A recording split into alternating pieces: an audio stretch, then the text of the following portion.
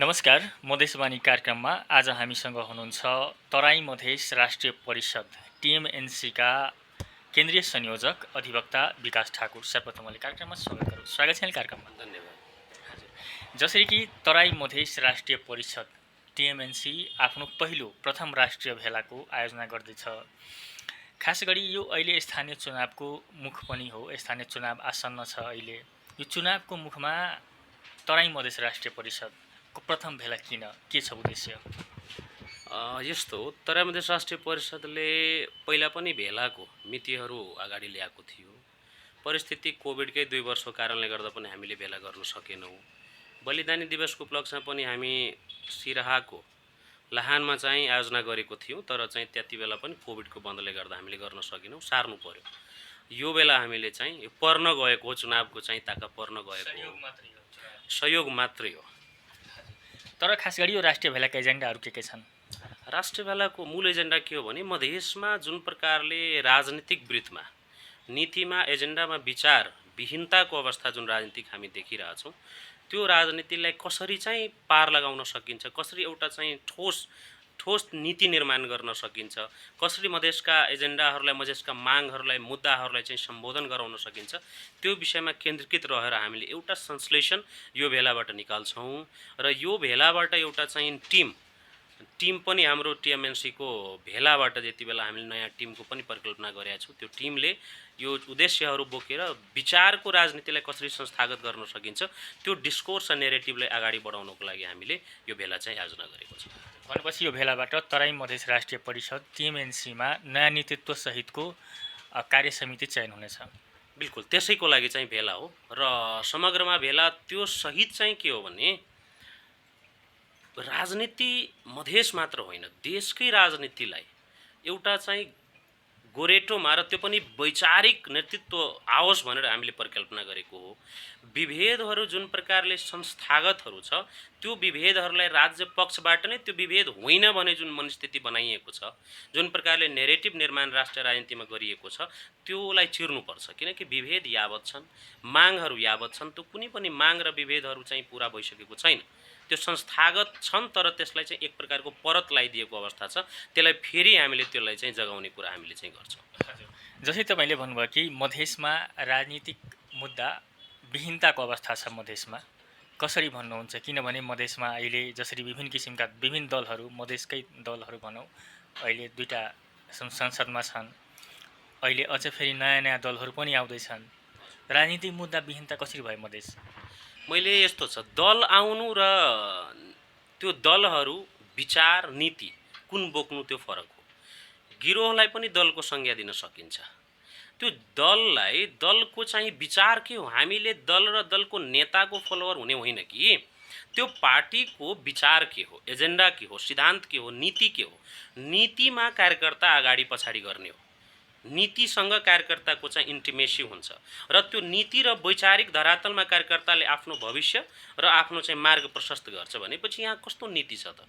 जुन नीतिमा मधेस हटाउँदैन, जुन पार्टीहरूले मधेस शब्दसँग एलर्जी छ, मधेसी पीडा देखिँदैन, मधेसको पहिचानको अवस्थामा प्रब्लम छ। अहिले भर्खरै तपाईँको 2 नम्बर प्रदेशको नामाङ्कनको सवालमा पनि तराई मधेस राष्ट्रिय परिषदले सुरुबाटै राख्दै आएको मध्य मधेस टिएमएनसीको चाहिँ अर्ग्यानिक एजेन्डा थियो। पहिला पनि हामीले त्यो इन्डोर्स गरायौँ। त्यो मध्य मधेस हुँदाखेरि के बिग्रिन्थ्यो?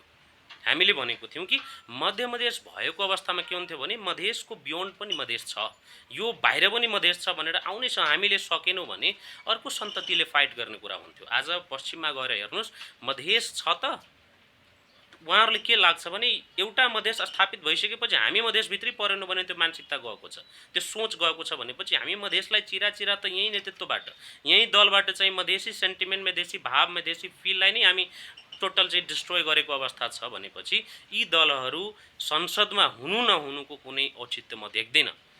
दलको एउटा मात्र भोट होस् या एउटा मात्र चाहिँ जितेर किन उम्मेदवार नआओस् या नजितेर आओस्, हामीलाई नेतृत्व चाहिएको छ। त्यस्तो नेतृत्व जसले समाजमा प्रगतिको लागि काम गरोस् के विकासलाई, कङ्क्रिटाइजेसनलाई मात्र विकास भन्नुको एक्सिडेन्ट हुन्छ।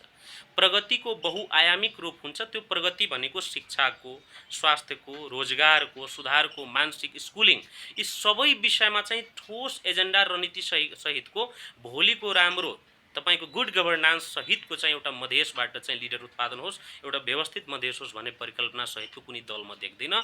यी जति पनि दलहरू मधेसभित्र अहिले छन्, मधेसको नाउँमा भावनालाई राजनीतिक खोल ओढाएर त्यो भावनालाई चाहिँ व्यापारीकरण गरेर चाहिँ केन्द्रमा आएर बेच्नुको अलावा यी दलहरूले अरू केही गर्न सक्दैनन्।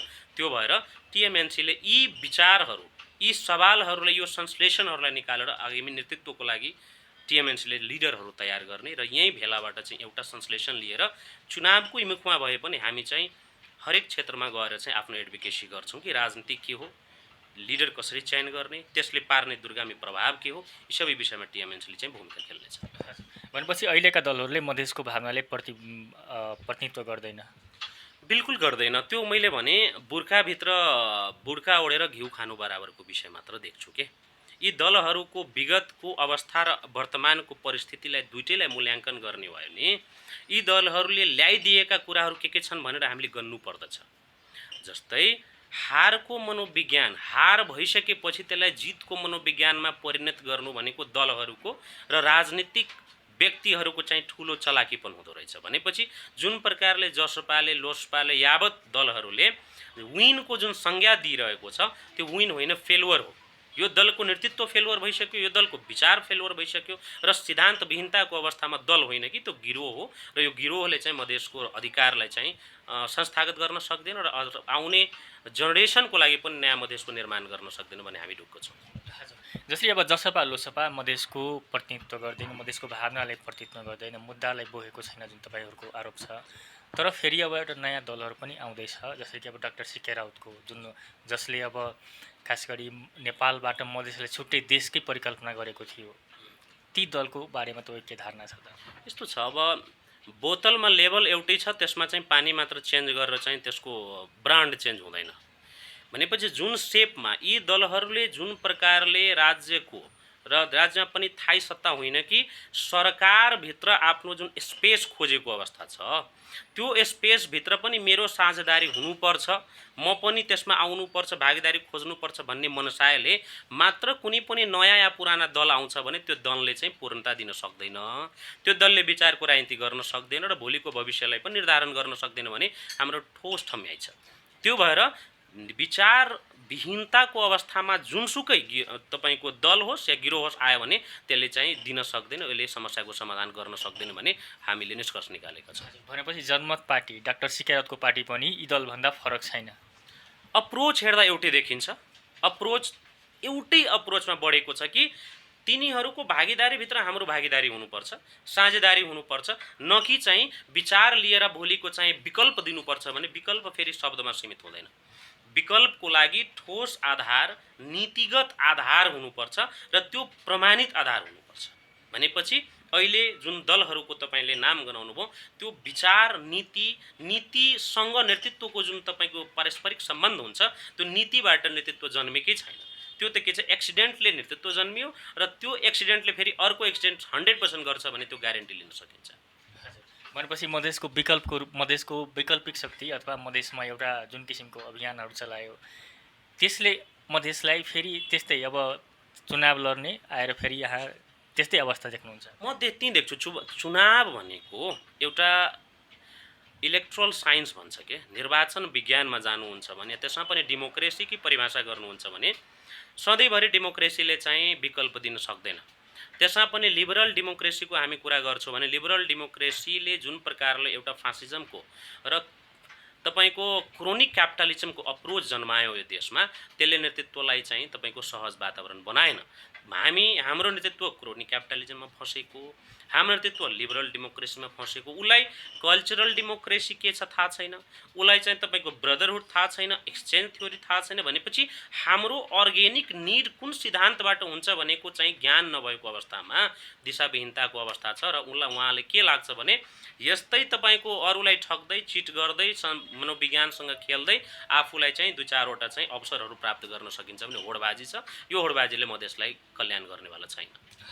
तर तपाईँहरूले यसअघि पनि अब तराई मधेस राष्ट्रिय परिषदले राजनीतिक विकल्पको रूपमा अब दलको रूपमा जाने जुन तपाईँहरूको निर्णय पनि थियो, तपाईँहरू किन आउनुहुन्न त? तपाईँहरू जसरी अब मधेसमा राजनीतिक मुद्दा विहीनताको अवस्था छ, मधेसका जनता विकल्पको खोजीमा छन्, तपाईँहरूको निष्कर्ष छ, तपाईँहरू किन आउनुहुन्न त निर्णय गर्नुभएको थियो? यस्तो हामीले निर्णय गरेका थियो, त्यो परिस्थितिमा त्यो निर्णयको आवश्यकता हेऱ्यौँ। त्यसपछि तपाईँको परिस्थितिहरू, राजनीतिक रूपमा परिस्थितिहरू चाहिँ एक प्रकारले परिवर्तित हुँदै आयो। हामीले चाहिँ पछि त्यसलाई चाहिँ फेरि संश्लेषण गऱ्यौँ हामीले कि अहिले चाहिँ अलिकति हतार हुन अवस्था हुन्छ। अहिले हामी विचारको राजनीतिलाई केही समयसम्म गर्नुपर्छ। टिएमएनसी छुट्टै पार्टमा वैचारिक राजनीतिक निरन्तर लागिरहने हो। टिएमएनसी कुनै पार्टी बन्नुपर्छ भन्ने विषय थिएन।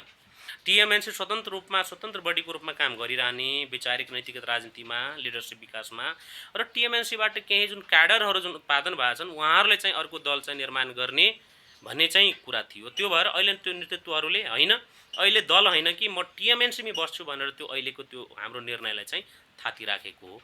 टिएमएनसीले साँच्चै के भन्नुहुन्छ भने विचार सम्पन्नता र विकल्प संश्लेषण सहितको विकल्प, र त्यो विकल्पले चाहिँ यो अवस्थासँग सुहाउँदो, परिस्थितिसँग मिल्दो विकल्पको चाहिँ खोज तलास गर्दैछ।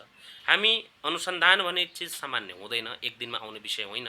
हामी 8 वर्षदेखि यी सबै विषयमा रिसर्चहरू गरेर बसेका छौँ र हामीले आइडिया अफ मधेसको चाहिँ निर्माण एक खाका गरिसकेका छौँ। आइडिया अफ मधेस कसरी निर्माण गर्न सकिन्छ, मधेस बिनाको देशको परिकल्पना गर्न सकिन्छ, देश बिनाको मधेसको परिकल्पना हुन सक्दैन भने त्यो नीतिलाई कसरी हामीले अङ्गीकार गर्ने र समाजमा लिएर जाने, जसले चाहिँ उज्जवल मधेससँगै समृद्ध देशको निर्माण गर्न सकोस्, त्यो एजेन्डामा टिएमएनसी काम गर्दैछ। र त्यसको लागि चाहिँ हरेक वर्गमा चाहिँ टिएमएनसीले आफ्नो चाहिँ क्याडरहरू उत्पादन गर्दै जानेछ र भोलिका दिन पक्कै आउनेछ भन्ने विश्वास गराउन चाहन्छु। जुन दिन टिएमएनसीले यी राजनीतिक सबै विकल्प गरेर चाहिँ सदन सडक दुइटैबाट टिएमएनसीले विकल्प दिनेछ। हजुर, भनेपछि भोलिको दिनमा टिएमएनसी एउटा पार्टीको रूपमा आउन सक्छ? टिएमएनसी पार्टीको रूपमा कहिले पनि आउँदैन भन्ने कुरा हामीले धेरै पहिले यसलाई संस्थागत गर्ने बेलामा नि भनिसकेको हो। हामीले मधेस संवाद यात्रा गर्दा पनि हामीले हरेक जिल्लामा भनेको हो, हरेक क्याडरलाई थाहा छ टिएमएनसी कहिले पनि पार्टी बन्दैन। तर टिएमएनसीबाट प्रशिक्षित जुन क्याडरहरू हुन्छ, लिडरहरू हुन्छ, उहाँहरूले चाहिँ पार्टी निर्माण गर्न सक्नुहुन्छ, त्यो छुट चाहिँ उहाँहरूलाई छ। त्यो भएर क्याडरहरूले गर्नुहुन्छ भने हामी आशावादी छौँ। तर उहाँहरू पनि त कुनै न कुनै पार्टीमा लाग्नुहुन्छ, पार्टीको जुन सिद्धान्त हुन्छ अथवा पार्टी निर्देशन हुन्छ त्योभन्दा बाहिर गएर उहाँहरू के गर्न सक्नुहुन्न? जुन तपाईँकै पार्टी अहिले यो टिएमएनसीमा लागेका कतिपय नेताहरू सांसद पनि हुनुहुन्छ, मधेस प्रदेशकै सांसद हुनुहुन्छ, उहाँहरूले पनि त मधेस प्रदेश जुन घोषणा भइरहँदा उहाँहरूले यसमा फरक विचार राख्न सक्नु भएन। यस्तो भयो, हाम्रो टिएमएनसीबाट लिडरहरू, संस्थापकहरू धेरै दलमा हुनुहुन्छ, त्यसमा दुई मत चाहिँ छैन। तैपनि टिएमएनसी जसँग उहाँको सामिप्यता, टिएमएनसीको जुन नीति छ, वैचारिक राजनीति छ, त्यो भएर उहाँहरूको फरकपना त्यहाँ देखिन्छ। संसदमा पनि आवाज उठाउँदा, बोल्दा, एडभोकेसी गर्दा पनि उहाँको जुन धार छ त्यो अरू नेताभन्दा फरक धारबाट उहाँहरूको प्रस्तुति हुन्छ। र रह्यो चाहिँ मधेसको जुन सवाल रह्यो, अहिले मधेसको नामाकरणको सवालमा 2 नम्बर प्रदेशको, त्यति बेला पनि फर्स्टचोटि नामाकरणको प्रस्ताव हुँदा पनि टिएमएनसीकै प्रस्तावमा मधेसको सवालमा 40वटा भन्दा बढी चाहिँ टिएमएनसीलाई भोट परेको थियो। टिएमएनसीको प्रस्तावमा मधेसको प्रस्तावमा परेको थियो। त्यो भने कि हाम्रै प्रशिक्षित क्याडरहरू जुन तपाईँको निर्वाचनमा जुटेर जानुभयो, जुन दलबाट भए पनि उहाँहरूको सहयोगबाट त्यो एजेन्डा इन्डोर्स भयो। यो पालि के भयो भने हाम्रो प्रस्ताव यो पालि पनि थियो, उहाँहरूले यो पालि पनि सहयोग गर्नुभएको थियो, तर के सुरुमै यो मधेस प्रदेशको इन्डोर्स भयो, एकैचोटि चाहिँ त्यो राजनीतिक जसपा भनौँ या लोसपाको सहमतिमा कहाँबाट के परिस्थिति निर्माण भयो, कहाँबाट के डर कायम भयो, त्यहाँबाट उहाँहरूले चाहिँ यो चाहिँ सुरुमै पास गरेपछि अर्को विकल्पै नआएको अवस्था हो। हजुर, अब खास गरी अहिले स्थानीय चुनावको मुखमा अब जस्तै तपाईँहरूको यो भेला हुँदैछ, यो चुनावलाई कसरी हेर्छ त टिएमएनसीले? यो चुनावलाई हामीले चाहिँ रणनीतिक तरिकाबाट खासै चाहिँ हेरेको छैनौँ। यो चुनावले गिरोहहरूको स्वार्थलाई फेरि पनि पुष्टि गर्छ र अघि पनि मैले भने नेतृत्वहरू नीतिगत विहीनताको अवस्थाका नेतृत्वहरू चुनिन्छ र त्यो नेतृत्वले चाहिँ परिवर्तनको लागि केही उसलाई जस्तै बहुराष्ट्रताको एजेन्डामा, बहुराष्ट्रता टिएमएनसीको ठोस एजेन्डा हो। हामीले मधेसलाई एउटा चाहिँ राष्ट्रको रूपमा मान्छौँ भनेपछि यो एउटा देशभित्र धेरै राष्ट्रता हुन सक्छ। मधेस त्यसै पनि बहुराष्ट्रिय राज्य हो भनेर परिकल्पना संविधानले पनि गरेको छ, ऐनले पनि बोलेको छ, किनकि हाम्रो फरक पहिचान छ, हाम्रो फरक अस्तित्व छ। हामीले आफ्नो फरक पहिचान र फरक अस्तित्व सहितको तपाईँको हामीले आफ्नो चाहिँ राज्य खोजेको, त्यो अवस्थामा चाहिँ टिएमएनसीले बहुराष्ट्रताको परिकल्पना गरेको, बहुराष्ट्रताको एजेन्डामा पनि अहिलेको चुनेर आउने जुन चाहिँ निर्वाचन चुनेर आउनुहुन्छ उहाँहरूलाई त्यो ज्ञानै छैन र उहाँहरूले के छ भने यो लाई साइकोलोजी तरिकाले कसरी बुझ्नुहुन्छ, जुन समुदाय शोषित हुन्छ, कोलोनाइज हुन्छ, त्यसको मनोविज्ञान के हुन्छ भने तपाईँको ऊ जहिले पनि सुरक्षा खोज्छ। उसलाई सम्मानसँग धेरै चाहिँ नजिकको रिलेसन हुँदैन र सुरक्षा खोज्दै जाँदा कहाँ पुग्छ भने ऊ मालिक कहाँ पुग्छ, र मालिक भनेको के हो भने यहाँ चाहिँ काङ्ग्रेस, एमाले, माओवादी लगायतका मालिकहरू छन्। यी मालिकहरूलाई चाहिँ आफ्नो जति पनि उताबाट ल्याएको अधिकारहरू सुम्पिने जुन परिपाटी छ, त्यो परिपाटीभन्दा फरक यो चुनाव हुँदैन। त्यो भएर हामीले योपालि चुनावमा के गर्छौँ भने हाम्रो युथ क्याडर दुईवटा हामी एउटा के छ भने महिलाको अधिकारको सवालमा चाहिँ 33% पुगेन मोर अधिकारको सवाल। अर्को के छन् एमवाई कम्बिनेसन महिला र युथलाई कसरी चाहिँ भोलिको चाहिँ उहाँको भविष्य, आउने जेनेरेसनको सम्मान, डिग्निटीलाई चाहिँ पुरा गर्न सकिन्छ, त्यो सबै एजेन्डामा टिएमएनसीले चाहिँ हरेक क्षेत्रमा गएर आफ्नो चाहिँ यो प्रकारको विचार विमर्शका गोष्ठीका कामहरू गर्छन्। हजुर, खास गरी तराई मधेस राष्ट्रिय परिषदले यो चुनावमा अथवा जुन आगामी संसद र के भन्छ प्रदेश र संसदको चुनावमा पनि तपाईँहरूको दायित्व बन्दैन कि मधेस केन्द्रित शक्तिहरूलाई, जो मधेसका लागि अहिलेसम्म त्यत्रो आन्दोलन गर्यो, अहिले जे जति उपलब्धि छ तिनीहरूकै कारण छ, तिनीहरूलाई सघाउनु पर्ने अथवा तिनीहरूको पक्षमा माहौल बनाउनु पर्ने तपाईँहरूको दायित्व बन्दैन? यस्तो छ, हाम्रो दायित्व मधेसको शक्तिहरूलाई पहिचान गर्ने, मधेसको शक्तिहरूलाई सपोर्ट गर्ने। तर कस्तो शक्तिलाई सपोर्ट गर्ने भने फेरि अर्को प्रश्न जन्मिन्छ। हामीले मधेसको सम्मानको लागि, स्वाभिमानको लागि, मधेसको पहिचानको लागि जुन जुन शक्तिहरूले काम गर्छन् त्यसलाई सपोर्ट गर्नुमा कुनै किन्तु परन्तु छैन। तर मधेसको नाउँमा आफ्नो पक्ष पोषण गर्ने, गिरोह चलाउने त्यस्तालाई सपोर्ट गर्यो भने त्यो मधेसको सपोर्ट हुन्छ कि व्यक्तिको सपोर्ट हुन्छ? हामीले गिरोहको लागि काम गर्ने होइन, मधेसको लागि काम गर्ने। त्यो भएर हामीलाई के लाग्छ भने जुन दलहरू मधेसको एजेन्डामा साँच्चीकै काम गर्छन् उहाँलाई त हामीले आजसम्म निरन्तर 8 वर्षदेखि सहयोग गर्दै आएको हो। तर हामीले अहिले के फिल गर्यो भने हामीले गरेको सहयोगहरूको अर्थ रहेन र त्यसले चाहिँ ल्याउने एउटा प्रभाव छ, त्यो प्रभाव पनि रहेन। त्यो भएर हामीले के भन्छौँ भने दरिद्रता बिनाको परिपक्वता कुनै पनि समाजमा सम्भव छैन। जब चाइना तपाईँको दरिद्र थियो त्यति बेला चाइनासँग खानेकुरा थिएन भने वेस्टर्नबाट चाहिँ 50औं जहाज आउँदाखेरि उहाँले चाहिँ डोन्ट निड भनेर चाहिँ पोस्टर टाँगेर बस्थ्यो। चाहिँदैन भनेपछि जबसम्म दरिद्रता मान्छेमा आउँदैन तबसम्म उसले सम्भावनाको खोजी गर्दैन। हामी चाहन्छौँ के भने समाजमा जुन तपाईँको वैचारिक दरिद्रता छ, नीतिगत दरिद्रता छ, त्यो दरिद्रताको पहिचान त्यो समाजले गरोस्। यो साँच्चीकै दरिद्रता कहाँबाट जन्मियो? त्यो नेतृत्वबाट जन्मिएको हो, चिटबाट जन्मिएको हो र यही राजनीतिक नेतृत्वबाट जन्मिएको भनेर चाहिँ कुराको फिल गरोस् भनेर हामीले चाहेको हो। त्यसको लागि 10 वटा 20 वटा संसद जित्दैमा केही फरक हुने होइन, नजित्दैमा पनि मलाई लाग्छ त्यो फरक पर्छ। तर त्यो फरकले संस्थागत एउटा चाहिँ डिस्कोर्स ल्याउँछ, वैचारिक बहसको बाटो बन्छ भने त्यो बाटोमा टिएमएनसीले सहयोग गर्छ समाजलाई, न कि दलहरूलाई। हजुर, भनेपछि यो चुनावमा जसरी अब तपाईँहरूले जुन अब मधेस केन्द्रित दल भनौँ अथवा जो मधेसबाट आएको दलहरूको विरोधमा जुन किसिमका कुराहरू भन्नुभयो, तिनीहरूका कमी कमजोर निकाल्नुभयो, यसले गर्दा त यिनीहरूलाई घाटा नै हुन्छ। र जुन शासक दलहरू छन् काङ्ग्रेस, एमाले, माओवादी लगायत, यिनीहरू नै फेरि सत्तामा आउँछन्, यिनीहरू कमजोर हुँदै जाँदा मधेसका मुद्दाहरू पनि कमजोर हुँदैन? तपाईँले यत्रो लामो समयसम्मको पत्रकारितामा तपाईँको अनुभव पनि आफ्नै छ। जति बेला मधेसमा सिटहरू बढेर आउँछ त्यति बेला मधेसको चाहिँ मागहरू, मुद्दाहरू सम्बोधन भयो त मूलमूल माग एजेन्डा कहाँ कहाँ सम्बोधन भयो भनेपछि मैले 10 वटा सिट जितेर आउनु ठुलो विषय होइन। समाज निर्माण फरक पाटो हो। समाज निर्माण भयो, तपाईँको मालिकपनाको फिल आयो र त्यो चाहिँ तपाईँको दिमागभित्र पेनिट्रेट भयो भने, एउटा एजेन्सी डेभलप भयो भने तपाईँले परिवर्तनको लागि काम गर्ने हो। समाज परिवर्तनको लागि जब स्टेप अगाडि बढ्छ नेतृत्व आफै चाहिँ पैदा हुन्छ। नेतृत्व कहिलेकाहीँ एक्सिडेन्टली पनि आउँछ, कहिलेकाहीँ सम्भावनाले पनि आउँछ भनेपछि त्यो नेतृत्व हामीले अर्ग्यानिक खोजेको हो, हामीले गिरोह खोजेको होइन, हामीले चाहिँ एजेन्ट खोजेको होइन, हामीले दलाल खोजेको होइन, हामीले पुँजीपति खोजेको होइन। हामीले स्वच्छन्द रूपमा नीति जोसँग छ उसको नेतृत्व हुनुपर्छ र त्यो नेतृत्वले मात्र समाजले परिवर्तन गर्न सक्ने भने हामीले विचार बोकेका छौँ। त्यो भएर काङ्ग्रेसलाई सपोर्ट हुन्छ कि एमालेलाई सपोर्ट हुन्छ माओवादीले त्यो ठुलो विषय होइन।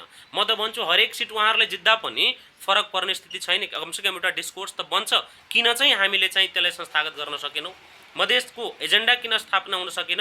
र यी दलहरूलाई र यी एजेन्टहरूको गलत कमजोरीको व्याख्या र विश्लेषण फेरि हुनुपर्ने एकचोटि आवश्यकता छ। त्यो भएर उहाँहरूको दलको लिडर बढाउनलाई, क्याडर बढाउनलाई, भोट बढाउनलाई हामीले भूमिका खेल्ने होइन कि मधेस निर्माण आइडिया अफ मधेसलाई संस्थागत गर्न चाहिँ भूमिका र पहल गर्ने हो।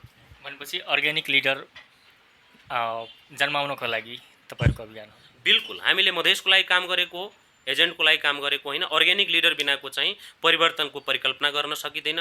र यी तपाईँको के छ भने त्यसलाई कस्मेटिक लिडरहरू जुन भन्छ नि, यी कस्मेटिक लिडरहरूबाट केही परिवर्तन सम्भव छैन। त्यो भएर कस्मेटिजममा हामी नगइकन अर्ग्यानिजममा हामी जान्छौँ। हजुर, अब हामी खास गरी तराई मधेस राष्ट्रिय परिषद र मधेसका विषयको अन्तिम प्रश्न, जस्तै तपाईँ खास गरी आफ्नै यो भेलाका विषयमा अझ केही तपाईँले भन्नुपर्ने? यो भेला हामीहरूको लागि धेरै समयदेखि पर्खाइको विषय थियो। बल्ल बल्ल यो 2-3 वर्षको कोभिडको परिस्थितिपछि हामी यो भेला गर्न गइरहेछौँ। यो भेलामा हामीले यहीँबाट के अपिल गर्न चाहन्छौँ भने तराई मधेस राष्ट्रिय परिषदले एउटा आइडिया अफ मधेसको रूपमा काम गर्दै विगतदेखि आएको छ। मधेसको अधिकारको सवालमा बिना स्वार्थ हरेक हाम्रो क्याडरहरू आजसम्म लड्दै आउनुभएको छ। आरक्षणको सवाल होस्, पहिचानको सवाल होस्, नामाङ्कनको सवाल होस्, हरेक विषयमा टिएमएनसी निरन्तन काम गर्दै आएको छ। र यो परिवर्तनको बिचमा विचारको राजनीतिमा, मधेसमा नीतिको राजनीतिको विषयमा टिएमएनसीको योगदान अहिले छ। मलाई लाग्छ जुन यो भेकमको जुन परिस्थिति निर्माण भएको छ, सोसाइटी इन भेन्टिलेटर जुन हामी भन्छौँ, समाज नै भेन्टिलेटरमा गइसकेको अवस्था छ। त्यसलाई पनि परिवर्तन गर्न, त्यहाँबाट निकाल्नको लागि पनि यो वैचारिक राजनीतिको चाहिँ आवश्यकता छ। यो आवश्यकतालाई हामीले आत्मसात गरेर टिएमएनसीलाई अगाडि बढायौँ। यो किनकि सबैको साझा सङ्गठन हो। यसमा हामीले कुनै चाहिँ फ्रेम त्यत्रो राखेको छैन, कोही आउने नआउने, दलका व्यक्ति पनि आउन सक्छन्, बाहिरका व्यक्ति पनि आउन सक्छन्। त्यो भएर मिलेर एउटा चाहिँ सबल मधेसको परिकल्पना गरेर आइडिया मधेसको र मधेसी राष्ट्रको निर्माणमा चाहिँ अहम भूमिका खेल्ने सबैलाई हामी चाहिँ यसमा आह्वान गर्छौँ, अपिल गर्छौँ, एकसाथ भएर जुटौँ र सहयोगी हात मिलाएर अगाडि बढौँ। हजुर, अब खास गरी हामी राष्ट्रिय राजनीतिको कुरा गरौँ। जसरी कि हाम्रो छिमेकी चिनिया विदेश मन्त्री आउँदै हुनुहुन्छ। खास गरी यो तपाईँहरू कसरी हेर्दै हुनुहुन्छ यो छिमेकी चीन जुन सब अहिले ठुलो दल, त्यसका विदेश मन्त्रीको भ्रमणलाई तराई मधेस राष्ट्रिय परिषद अथवा तपाईँले कसरी हेर्नुहुन्छ? यस्तो छ, भू राजनीतिलाई बेग्लै परिस्थिति र दृष्टिकोणमा चाहिँ व्याख्या गर्नुपर्छ र त्यो त्यति सहज विषय चाहिँ होइन।